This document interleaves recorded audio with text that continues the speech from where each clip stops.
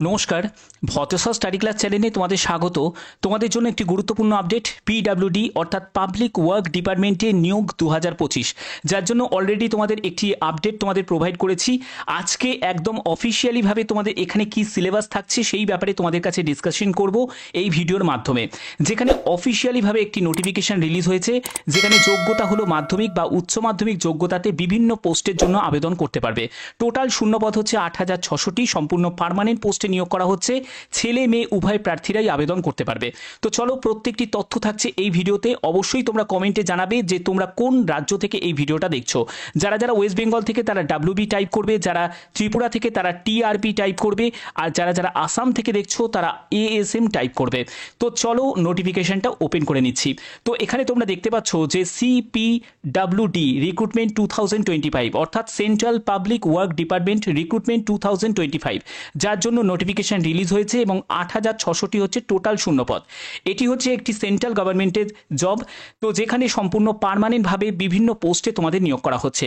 এখানে তোমাদের supervisor, clerk, officer, accountant, driver, steno, MTS সহ বিভিন্ন পোস্টে নিয়োগ করা হচ্ছে। যার জন্য তোমাদের যোগ্যতা এবং এজ লিমিটের ব্যাপারটাও কিন্তু ক্লিয়ার করা আছে। এবং তোমাদের আগেই বলে দিয়েছি যে এখানে সিলেকশন তোমাদের এক্সাম, ইন্টারভিউ এবং ডকুমেন্ট ভেরিফিকেশনের মাধ্যমে কিন্তু হবে।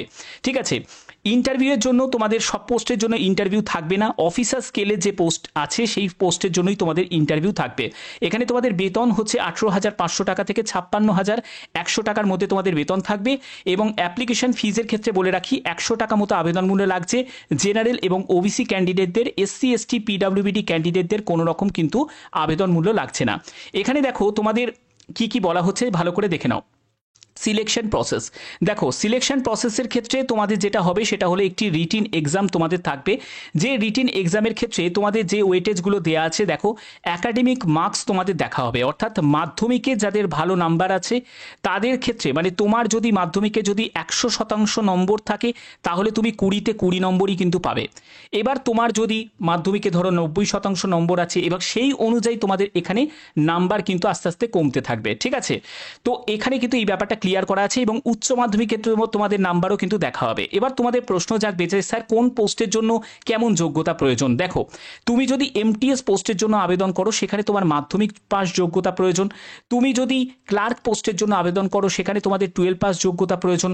তুমি যদি সুপারভাইজার পোস্টের জন্য আবেদন করো সেখানে তোমাদের হায়ার কোয়ালিফিকেশন অর্থাৎ গ্র্যাজুয়েশন যোগ্যতার প্রয়োজন আছে। অফিসার স্কেল পোস্টগুলো সেগুলো তোমাদের আপার কোয়ালিফিকেশন প্রয়োজন আছে। তো এগুলো কিন্তু তোমাদের থাকবে। আবার যারা অ্যাকাউন্টেন্ট পোস্টের জন্য আবেদন করবে সেখানে তোমাদের বিকম পাস যোগ্যতা প্রয়োজন আছে। এখানে তোমাদের আবার ক্যাটাগরি ওয়াইজ, মানে এসসি এসটি ওবিসি যারা ক্যাটাগরি থেকে বিলং করছে তারা কিন্তু 5 নম্বর আবার পাবে। তারপরে হচ্ছে যারা বিপিএল ফ্যামিলি বা ইডব্লিউএস ক্যাটাগরি থেকে যারা বিলং করছো তারা হচ্ছে 5 নম্বর পাবে। আর এইখানে যেটা সর্বশেষ সেটা হলো 70 নম্বরে তোমাদের একটি রিটিন টেস্ট হবে। এই রিটিন টেস্টে কি থাকবে দেখো, এখানে থাকবে হচ্ছে তোমাদের জিকে থাকবে, তারপরে হচ্ছে তোমাদের ম্যাথ থাকবে, তারপরে হচ্ছে জিআই থাকবে, আর হচ্ছে ইংলিশ থাকবে। ঠিক আছে, তো এই সিলেবাসটাই তোমাদের এই জায়গাটা ক্লিয়ার করা হয়েছে। তোমরা ভালো করে একবার দেখে নাও। দেখো সিলেবাসের ব্যাপারটা তোমাদের বলে দিই। দেখো পেপার ওয়ানে দেখো তোমাদের এখানে সিলেবাসটা কিন্তু ক্লিয়ার করা আছে, যেখানে হচ্ছে জিকে থাকবে। জিকেতে কি কি তোমাদের কভার করতে হবে ভালো করে বুঝে নাও। এভরিডে অবজারভেশন এবং experience as may be expected educated person, যেখানে তোমাদের কারেন্ট ইভেন্ট থেকেও প্রশ্ন থাকবে, অর্থাৎ কারেন্ট অ্যাফেয়ার্সের থাকবে প্রশ্ন থাকবে, ইন্ডিয়ান হিস্ট্রি থেকে প্রশ্ন থাকবে, অ্যান্ড কালচার, ইন্ডিয়ান পলিটি থেকে প্রশ্ন থাকবে, কনস্টিটিউশন অফ ইন্ডিয়া থেকে থাকবে, তারপরে জিওগ্রাফি, ইকোনমি, জেনারেল সায়েন্স থেকেও কিন্তু প্রশ্ন থাকবে।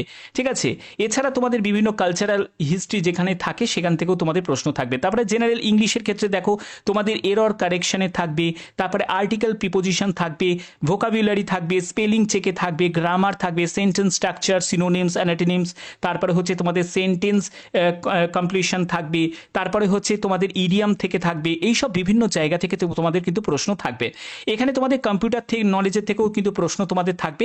আর যেখান থেকে থাকবে সেটা হচ্ছে তোমাদের এখানে দেখো সিম্পল সিম্পল অ্যারিথমেটিকের প্রশ্নও তোমাদের থাকবে, যেখানে তোমাদের নাম্বার সিস্টেম থেকে simplification, root, average, discount, percentage, profit and loss, ratio proportion, partnership, chain rule, work, time and work, তারপর time and distance, simple and compound interest, তারপরে হচ্ছে মেনসুরেশন, তারপরে দেখো কম্বিনেশন, তারপরে height and distance, line graph, bar graph, pie chart, এইসব বিভিন্ন জায়গা থেকে কিন্তু তোমাদের প্রশ্ন থাকবে।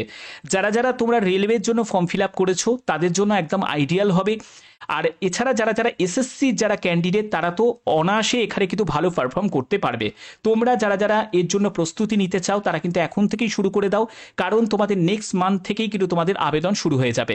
এখানে জেনারেল ইন্টেলিজেন্স অ্যান্ড রিজনিং এর ক্ষেত্রে তোমরা দেখতেই পাচ্ছ তোমাদের অ্যানালগিস থেকে থাকবে, তারপরে সিমিলারিটিস অ্যান্ড ডিফারেন্স থেকে থাকবে, তো বিভিন্ন তোমাদের যা যা থাকবে প্রবলেম সলভিং থেকে শুরু করে জাজমেন্ট থাকবে, ডিসিশন মেকিং থাকবে, ভিজুয়াল মেমোরি থাকবে, নাম্বার সিরিজ থেকে, নন ভার্বাল সিরিজ থেকে, কোডিং ডিকোডিং, স্টেটমেন্ট কনক্লুশন থেকে, ঠিক আছে, সিলোলিজম থেকে শুরু করে বিভিন্ন তোমাদের জিআই থেকে প্রশ্ন কিন্তু তোমাদের থাকবে। এই হচ্ছে তোমাদের গুরুত্বপূর্ণ আপডেট। তোমরা অনেকেই জানতে চেয়েছিলে যে স্যার সিলেবাসের জন্য আমাদের কি কি ফলো করতে হবে, কিভাবে আমরা প্রস্তুতি নেব, সেই ব্যাপারে আপডেট চাই। তো তার জন্যই কিন্তু এই আপডেটটা তোমাদের কাছে পৌঁছে দিলাম। তো এখানে টোটাল 8,600টি মতো শূন্যপদ, যেখানে একজন মেল ক্যান্ডিডেট বা ফিমেল ক্যান্ডিডেট প্রত্যেকে কিন্তু আবেদন করতে পারে, এবং তোমরা যে রাজ্য থেকে বিলং করছো সেই রাজ্যের মধ্যেই কিন্তু তোমাদের সেন্ট্রাল পাবলিক ওয়ার্ক ডিপার্টমেন্টেই তোমাদের পোস্টিং হয়ে যাবে। অবশ্যই কমেন্টে জানাবে যে তোমরা যদি ওয়েস্ট বেঙ্গল থেকে বিলং করো তাহলে WB টাইপ করবে, আর যারা যারা ত্রিপুরা থেকে তারা TRP টাইপ করবে, যারা যারা আসাম থেকে এই ভিডিওটা দেখছো তারা ASM টাইপ করবে। অবশ্যই তোমরা প্রত্যেকে কমেন্টে জানাবে। আচ্ছা, এছাড়া তোমরা যারা যারা ঝাড়খণ্ড থেকে যারা দেখছো তারা JKD টাইপ করবে, ঠিক আছে। তো আশা করি তোমাদের ভিডিওটা ভালো লেগেছে, আর এরকমই যদি গুরুত্বপূর্ণ আপডেট প্রতিনিয়ত পেতে চাও কি করতে হবে, চ্যানেলটাকে সাবস্ক্রাইব করে রাখতে হবে, বেল আইকনটাকে অল করে রাখতে হবে। এখনের মতো এইটুকুই, ধন্যবাদ।